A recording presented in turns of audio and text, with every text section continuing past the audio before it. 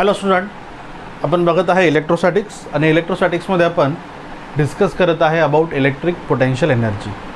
कालच्या लेक्चरमध्ये आपण इलेक्ट्रिक पोटेन्शियल एनर्जी डिस्कस केली of N number of charges. Okay, now आज आपल्याला डिस्कस करायचं इलेक्ट्रोस्टॅटिक पोटेन्शियल एनर्जी.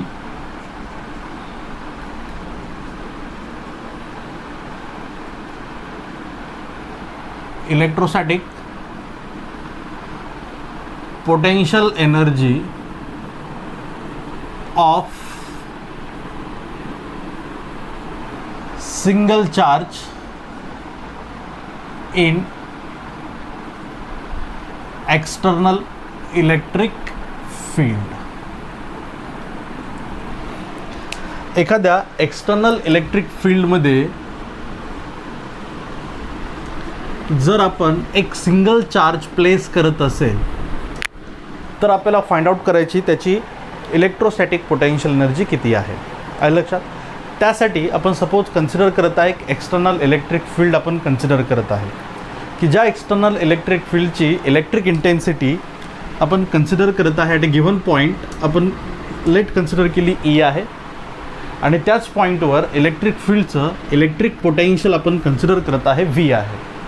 आपल्याला माहिती आहे जी एक्सटर्नल इलेक्ट्रिक फील्ड आपण कन्सिडर करत आहे त्या एक्सटर्नल इलेक्ट्रिक फील्डची strength, okay, that is electric intensity, आणि त्याच इलेक्ट्रिक फील्डचं दिलेल्या पॉईंटवर असणारं electric potential that is V हे आपल्याला नोन आहे. फक्त या इलेक्ट्रिक फील्डला म्हणजे या स्ट्रेंथच्या इलेक्ट्रिक फील्डला क्रिएट करणारा चार्ज इथे आपल्याला कसा आहे अननोन आहे.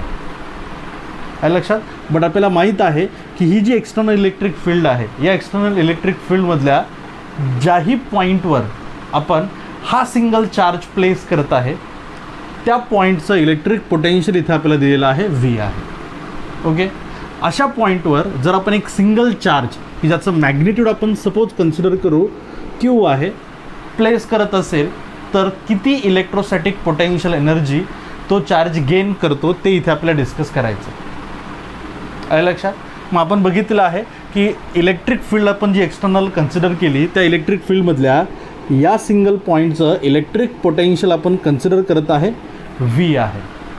तर आपल्याला माहिती आहे according to definition of electric potential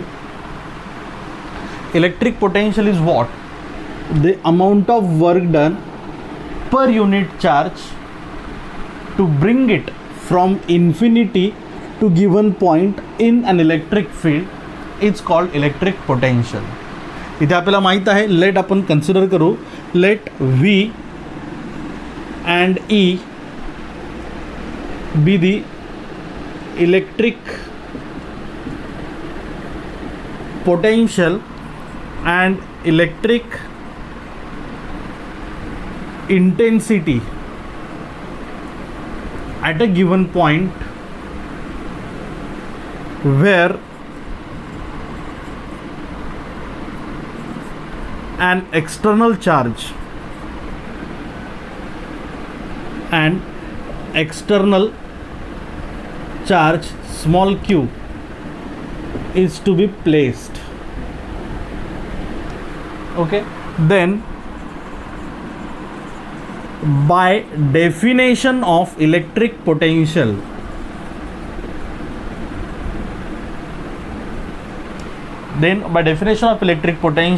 it is work done on unit charge to bring it from infinity to given point.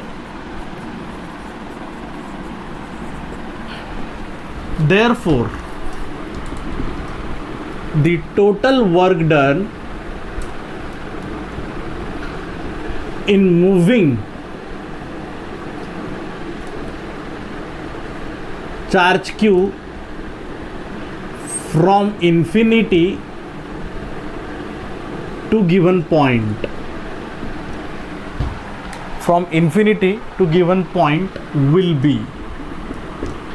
इकडे बघा आता आपल्याला माहित आहे by definition of electric potential काय आहे, युनिट चार्जला इन्फिनिटीपासून दिलेल्या पॉईंटवर आणण्यासाठी लागणारं वर्क डन आहे. आपल्याला इथे फाइंड आउट करायचं टोटल वर्क डन. किती चार्जला आणण्यासाठी लागणारं? क्यू चार्जला आणण्यासाठी लागणारं. कुठून कुठपर्यंत? इन्फिनिटीपासून तर दिलेल्या पॉईंटपर्यंत. मग एका चार्जसाठी जर व्ही एवढं असेल तर क्यू या चार्जसाठी किती लागणार? मग द टोटल वर्क डन किती होणार? मग डब्ल्यू इक्वल्स टू एका चार्जसाठी व्ही, तर क्यू चार्जसाठी किती? Q into V. आहे लक्षात? This work done stored in the form of potential energy. Therefore, potential energy of charge Q in external electric field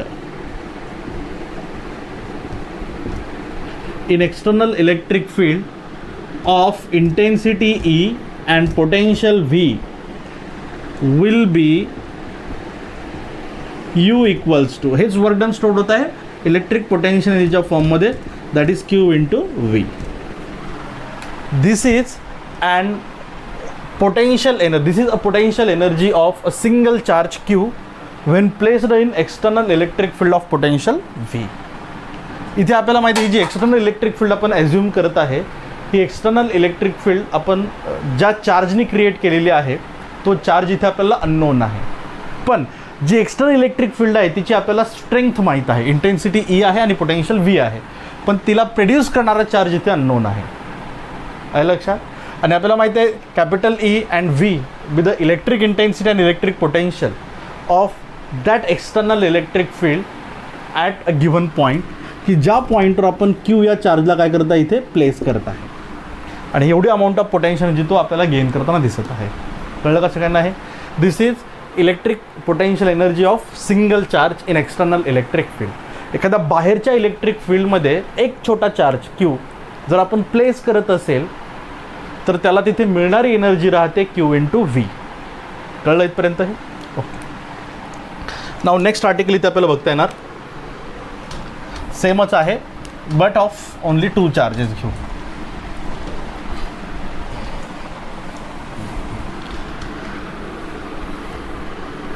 electric potential म्हणजे तुम्हाला माहीत आहे सिंगल पॉइंट युनिट चार्ज इन्फिनिटीपासून दिलेल्या पॉईंटवर आणण्यासाठी लागणारं वर्क डन, आणि पोटेन्शियल एनर्जी म्हणजेच काय? पूर्ण चार्जला आणण्यासाठी लागणारं वर्क डन.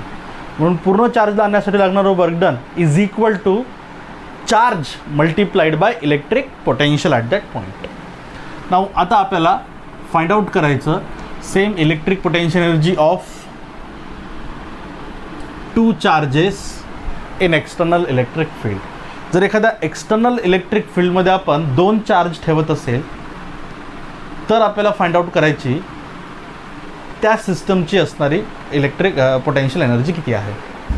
त्यासाठी आपण सपोज कन्सिडर करत आहे Q1 and Q2 be the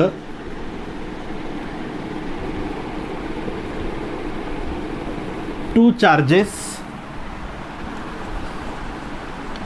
placed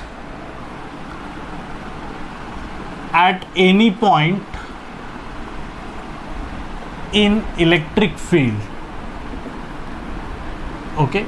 एक एक्सटर्नल इलेक्ट्रिक फील्ड आहे की ज्या एक्सटर्नल इलेक्ट्रिक फील्डला किती चार्ज आणि कोणता चार्ज प्रोड्यूस करत आहे हे अननोन आहे. पण त्या इलेक्ट्रिक फील्डमध्ये आपण 2 वेगवेगळ्या पॉईंटवर 2 चार्जेस प्लेस केले Q1 आणि Q2. आहे लक्षात?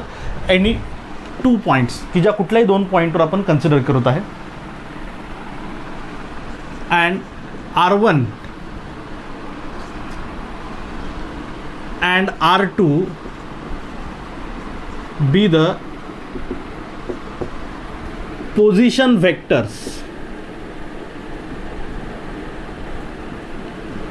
of point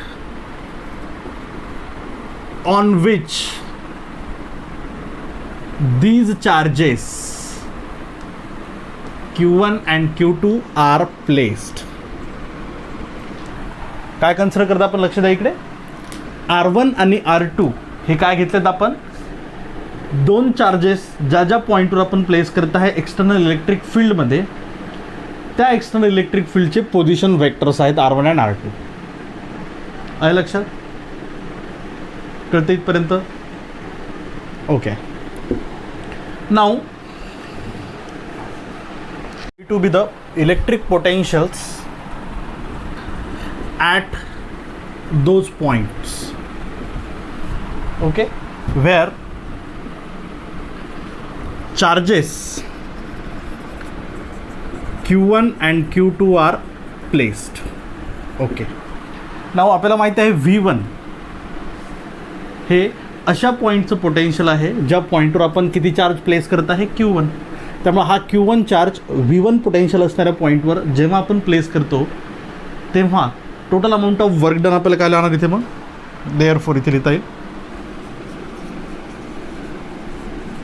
total work done on Q1 to place it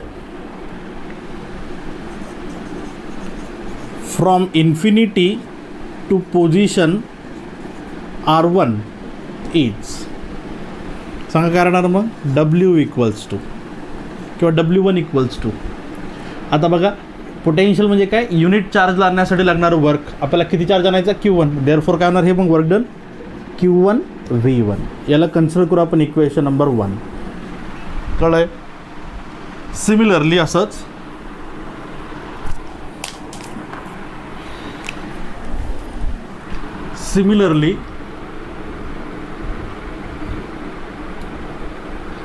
work done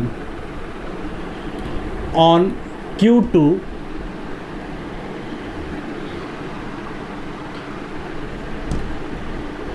to place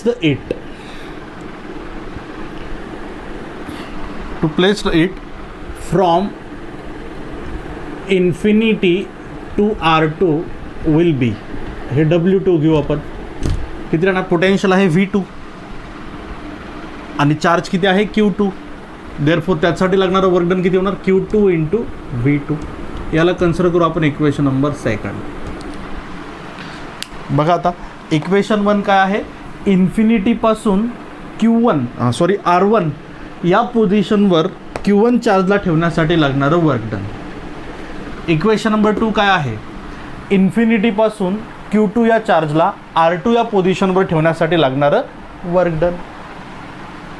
R1वर Q1ला ठेवण्यासाठी आणि R2वर Q2ला ठेवण्यासाठी लागणारे हे दोन काय आहेत, वर्क डन आहे. पण एक गोष्ट तुमच्या अशी लक्षात येईल, ते बघा आपल्याला माहीत आहे की जेव्हा आपण Q1ला इन्फिनिटीपासून R1 या पोझिशनवर आणत आहे तेव्हा फक्त एक्सटर्नल इलेक्ट्रिक फील्डच आहे लक्षात, या चार्जवर काय एक्झर्ट करते, फोर्स. आणि म्हणून आपण Q1 या चार्जवर जे वर्क परफॉर्म करत आहे ते हे वर्क आहे लक्षात. कारण Q1 चार्ज आणताना Q2 कुठे आहे, इन्फिनिटीवर आहे, त्यामुळे त्याचा Q1वर कुठला इफेक्ट आहे का, नाही.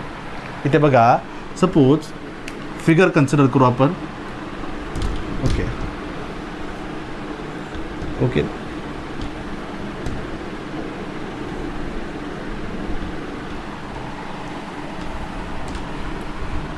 ठीक आहे.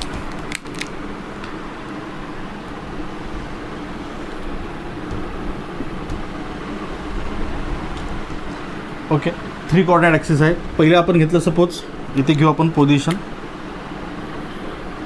R1 आणि हे घेऊ R2. इथे आपण ठेवत आहे Q1 चार्ज, इथे आणत आहे Q2 चार्ज, असं आहे. आणि ही एक्सटर्नल इलेक्ट्रिक फील्ड आहे. ज्या एक्सटर्नल इलेक्ट्रिक फील्डचं या पॉईंटवर पोटेन्शियल किती आहे V1, या पॉईंटवर पोटेन्शियल किती आहे V2. ऐका आता आपल्याला माहिती आहे इनिशियली अगोदर Q1 आणि Q2 दोन्ही चार्ज कुठे आहे, इन्फिनिटीवर आहे. दोन्ही चार्ज कुठे आहेत, इथे आहे. आता यातल्या Q1 या चार्जला आपण इन्फिनिटीपासून इथे आणत आहे, तेव्हा फक्त ही एक्सटर्नल इलेक्ट्रिक फील्ड या चार्जवर काय एक्झर्ट करत आहे, फोर्स. त्यामुळे Q1 या चार्जला इन्फिनिटीपासून इथपर्यंत आणण्यासाठी आपण टोटल अमाऊंट ऑफ वर्क किती परफॉर्म करत आहे हे कळलं आहे. आता इथे Q1 चार्ज एक्झिस्ट आहे. आता आपल्याला काय म्हणायचं, इथे Q2 आणायचा. हा मग या Q2 चार्जला इन्फिनिटीपासून या पॉईंटवर आणण्यासाठी लागणारं वर्क किती आहे, हे W2. कुणामुळे, फक्त पण एक्सटर्नल इलेक्ट्रिक फील्डमुळे. पण आपल्याला माहिती आहे Q2ला आणत असताना Q2वर ही एक्सटर्नल इलेक्ट्रिक फील्ड तर फोर्स अप्लाय करत आहे, त्यामुळे त्या एक्सटर्नल इलेक्ट्रिक फील्डच्या अगेन्स्ट लागणारं वर्क डन हे W2 आहे. पण हा जो Q1 आहे इथे अगोदर असणारा, कारण तो अगोदर Q2च्या आला इथे, तो पण याला काय करणार, रिपेल्ड करणार किंवा तो पण याच्यावर काय एक्झर्ट करणार, फोर्स. त्यामुळे Q2ला 2 वर्क परफॉर्म करावे लागतात, एक एक्सटर्नल इलेक्ट्रिक फील्डच्या अगेन्स्ट आणि दुसरं अगोदर तिथे असणाऱ्या Q1 या चार्जच्या अगेन्स्ट. मग आपण बघितलं की Q1 या चार्जच्या अगेन्स्ट Q2 या चार्जला इथे आणण्यासाठी लागणारं वर्क डन ते आपण कन्सिडर करू W3 आहे. इथे लिहिता येईल आपल्याला ते, let W3 be the work done against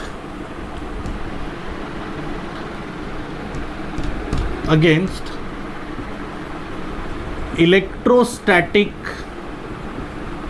force of Q1